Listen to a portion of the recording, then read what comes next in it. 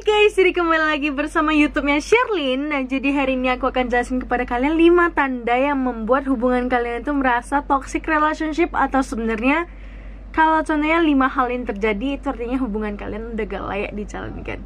Oke, nah jadi yang pertama, kita langsung aja. Yang pertama itu adalah diselingkuhin. Oke, nah jadi dari question box yang udah aku buat di Instagram kemarin, yang banyak banget sebenarnya orang yang ngerespon bahwa mereka itu sering banget diselingkuhin. Nah, jadi pasti sebagian orang dia nanya, emang aku mau tahu pasangan aku selingkuh dari mana? Oke, nah jadi yang pertama, sebenarnya selingkuh itu memang susah untuk ditebak, dan gak mungkin juga kita main nuduh aja ya kan. Nah, tapi kalau misalkan pasangan kalian udah bilang, sorry aku selingkuh, tolong maafin aku gak akan ngulangin ini untuk yang kedua kalinya. Nah, di mana-mana yang namanya udah selingkuh sekali, itu pasti akan ada selingkuh 2 kali. Cuman gayanya dibedain aja, expertnya dibedain, level ketahuannya dibedain gitu loh. Oke, nah jadi yang pertama, kalau misalkan kalian udah pernah diselingkuhin, tolong selesain aja hubungan kalian supaya gak melanjutkan hubungan yang semakin sakit hati. Oke. Yang kedua merupakan overprotective, atau dimana kegiatan yang dilakukan secara berlebihan yang membuat salah satu pihak itu merasa agak nyaman. Oke, yang pertama pakaian. Oke, pastinya cewek-cewek sering banget nih yang dilarang. Kamu gak boleh pakai baju ini, kamu gak boleh pakai ini, gak boleh pakai ini, gak boleh pakai ini, kamu harus ganti, pokoknya kamu harus pakai kayak ini. Jujur dari aku sendiri, aku juga pernah ada di posisi ini, dimana aku cuma boleh pakai celana panjang sama jaket, ataupun celana panjang sama t-shirt. Bayangin, setiap hari aku keluar kalau sama pasangan aku cuma boleh pakai baju itu. Oke. Nah, bahkan tapi kalau misalkan memang itu dibatasin dalam hal yang normal, itu merupakan hal yang oke aja untuk dilakukan. Oke, yang kedua merupakan overprotective dalam soal sosial media. Maupun cewek ataupun cowok, pasti ada cewek yang terlalu overprotective dalam hal sosmed. Misalkan cowoknya like foto cewek lain langsung naik tensi, minta putus nih. Ataupun cowok yang lihat ceweknya di chat sama cowok lain langsung tanya, itu siapa? Pokoknya kamu gak boleh chat sama orang itu, kamu harus blok. Itu dia merupakan salah satu hal yang termasuk overprotective, dan itu termasuk dalam hal atau kegiatan yang dilakukan dalam toxic relationship gitu loh. Oke. Nah, jadi kalau kalian ada yang kayak gitu, tolonglah. Oke. Yang ketiga, overprotective dalam soal bicara. Nah, jadi kalau bicara, menurut aku selama memang ada hal yang penting yang harus disampaikan antara lawan jenis, menurutku itu normal. Apalagi kalau contohnya kita lagi sekolah nih, pasti ada tuh yang namanya grup belajar atau teman belajar gitu kan. Pasti ada yang cowok. Masa iya sih kita gak boleh ngomong sama yang cowok, cuma boleh ngomong sama cewek? Pasti kita dikira, apa sih orang ini gak jelas banget, apa sih orang ini kok aku gak diajak ngomong, padahal kan aku anggota grup juga gitu loh.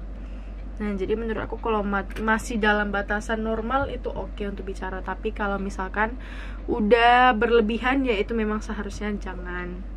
Oke. Ketiga, ini hal yang sering banget terjadi untuk kalian yang pacaran beda agama. Nah, toxic relationship itu bisa terjadi dalam soal agama. Contohnya dipaksa pindah agama. Oke. Agama memang sensitif banget untuk kita bahas, tapi sebenarnya yang namanya agama kita udah harus tahu dari awal. Kalau memang udah tahu kita beda agama, ya seharusnya kita dari awal udah ngomong baik-baik.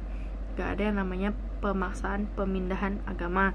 Karena contohnya nih, kalau sebenarnya aku pacaran di umur 20 ya kan, dan pasangan aku 23 tahun, contohnya kita selisih 3 tahun. Gak mungkin dong yang 23 tahun ini maksa 20 tahun ini ikut agama dia. Mau gimana pun pasti yang 20 tahun ini juga udah percaya sama agamanya sama 20 tahun. Nah, jadi alangkah baiknya kita saling toleransi aja.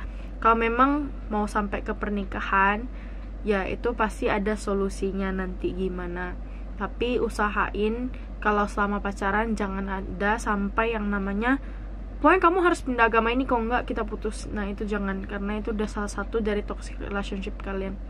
Dan kalau misalkan agama kalian nurutin untuk pindah saat kalian pacaran, serius dah, kedepannya kalian pasti bakalan sengsara. Oke. Nah, jadi mending pas memang kalian udah rencana mateng-mateng, pas mau nikah, nah kita baru lihat solusi ataupun kesimpulan dari kalian berdua pada endingnya itu gimana. Oke. Yang keempat, yang biasa aku sebut dengan big head ataupun playing victim. Oke. Ini aku pernah denger nih suatu cerita kalau sebenarnya dia pasangannya ini selalu menganggap dia tuh paling hebat gitu.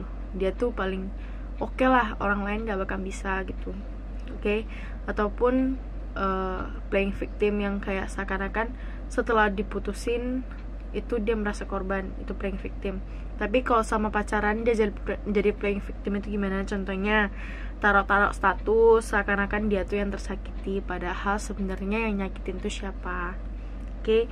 Nah, terus playing victim itu bisa lebih ke kayak sama pacaran bisa kayak bilang, aku pinjam mobil kamu ya. Nah, tapi ngomong ke teman-temannya tuh dia tuh yang disuruh bawa mobil gitu loh. Ataupun kayak pokoknya dialah yang buat cerita di sini. Ataupun kalau big head itu yang dinamakan pokoknya pasangannya mengambil keputusan kayak dia yang paling besar gitu loh. Harusnya kan keputusan tuh kita ambil bersama, jangan cuma satu pihak. Oke? Jadi dinamakan big head ataupun playing victim itu jangan ada di hubungan. Lebih baik kita kayak saling mengalah aja lah. Kalau memang nggak ada kita merendah, kalau memang ada kita ngomong gitu. Kita open minded gitu loh. Jangan karena kamu pengen terlihat lebih kamu malah merendahkan orang lain. Oke, kelima, pemorotan atau biasa dalam soal materi ini banyak banget sih. Oke. Nah, jadi dari pengalaman temen aku yang di question box yang kemarin aku taruh, itu ada yang minta dibeliin barang seharga 5 juta ke atas dan sampai sekarang nggak bayar, terus putus. Malah dia difitnah oleh keluarga si pasangannya, si cowok ini. Nah, jadi menurut aku kalau sebenarnya memang kita minta dibeliin barang itu dalam hal yang logis-logis saja, jangan sampai yang berlebihan. Kalau memang minta yang berlebihan, ya sebaliknya kita juga harus memberi dengan harga yang segitu juga. Kalau memang gak mau dibilangin pemorotan, mending ya dalam batas wajar aja gitu loh. Oke, terus ada juga yang kayak pinjam duit gak bayar, terus malah ngomong keluar tuh seakan-akan kita tuh yang pinjam uang. Nah, ini kan udah berhubungan sama playing victim tadi. Nah, jadi menurut aku kalau soal pemorotan ini itu sensitif, apalagi kalau sebenarnya soal uang itu memang lebih sensitif lagi. Jadi menurut aku pacaran sewajarnya aja, jangan beli barang yang berlebihan. Terus jangan sampai salah satu pihak merasa dirugikan, karena pas satu pihak dirugikan dia cerita ke siapapun gitu kan, pasti ada nanti miskom antara cowok dan cewek ini. Oke. Nah, jadi 5 hal itu jangan kita lakukan kalau contohnya kita pengen hubungan kita baik-baik aja. Sebenarnya toxic relationship itu bisa lebih banyak daripada ini lagi, tapi 5 hal ini merupakan hal yang paling sering terjadi.